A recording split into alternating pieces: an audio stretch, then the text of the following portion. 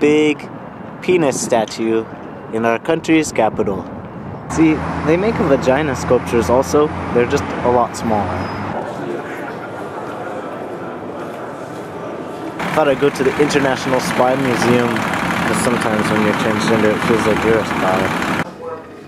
This is a dog poop spy device. So I went to the Spy Museum, and it was an interesting look historically at different ways people have spied internationally.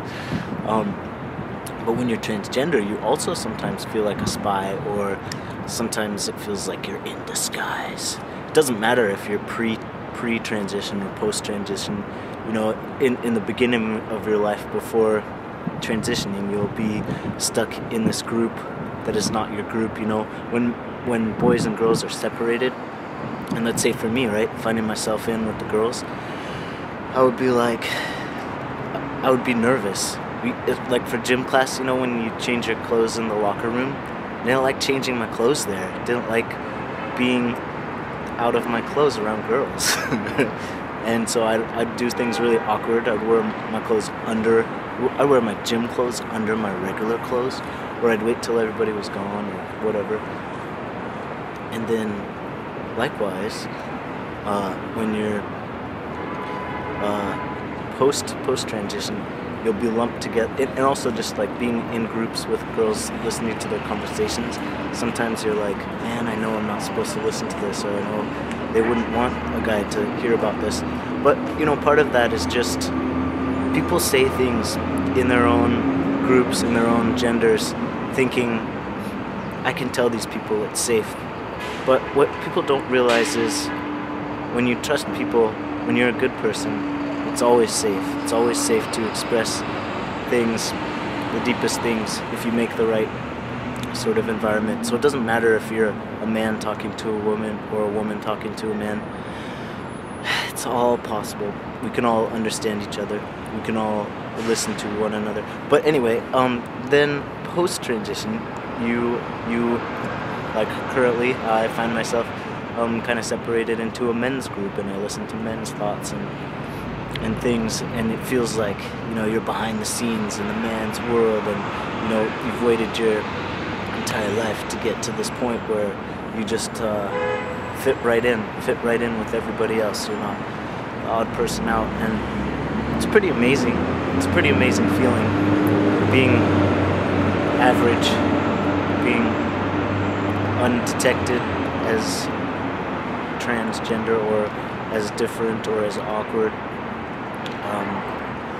I think about it every day. I think about the ease at which I move through life now that I feel like myself, that I can be myself, move around as myself.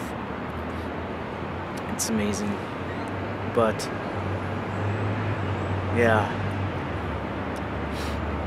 So one thing that I catch a lot, you know, all around the world, you see these things. You see men and women being separated for various reasons. Sometimes separated in dormitories, you know, in college, separated by bathrooms, separated by learning environments. You know, there's boys' schools and girls' schools, and there's all these ways that men and women get separated. And the more there is a separation, the more the other gender becomes a mystery, an unknown, and not quite understood. There's this, the more a culture kind of separates groups, the more those groups can be really out of touch with one another. And I always thought about things like, well, is it good, is it bad? You know, there's a lot of reasons they make separate learning environments for men and women, because there is separate approaches to learning that has to do with hormones or other such distractions. What do you think about these separations and these topics? One thing that I know is for sure is that we really have to be careful about stereotyping or believing certain facts, like, oh, well, biologically men could never, you know, stop being competitive in a conversation. A lot of people give a group leniency. For example, a lot of people give men this sort of excuse when they are being assholes or jerks or socially in a conversation, let's say dominating the conversation or not listening. People will say, well, guys are just sort of designed that way. They're designed not to listen. They're designed to be competitive. They're designed to be assholes or whatever. And I think it's really not a good habit to fall into the trap of supporting that. Especially, you should never excuse someone for being an asshole. I think, or when a woman is close to her period and it's like, oh, well, she was just really mean and crazy because of her period.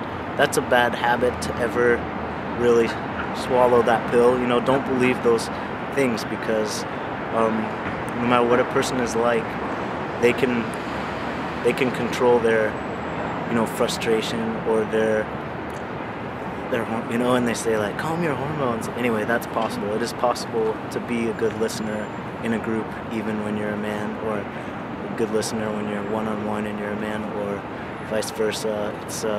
It's easy when you're dealing with hormones as a woman to, you know, take a step away from that and be like, I'm just gonna be patient for a moment, or I'm gonna deal with my frustration in a different way.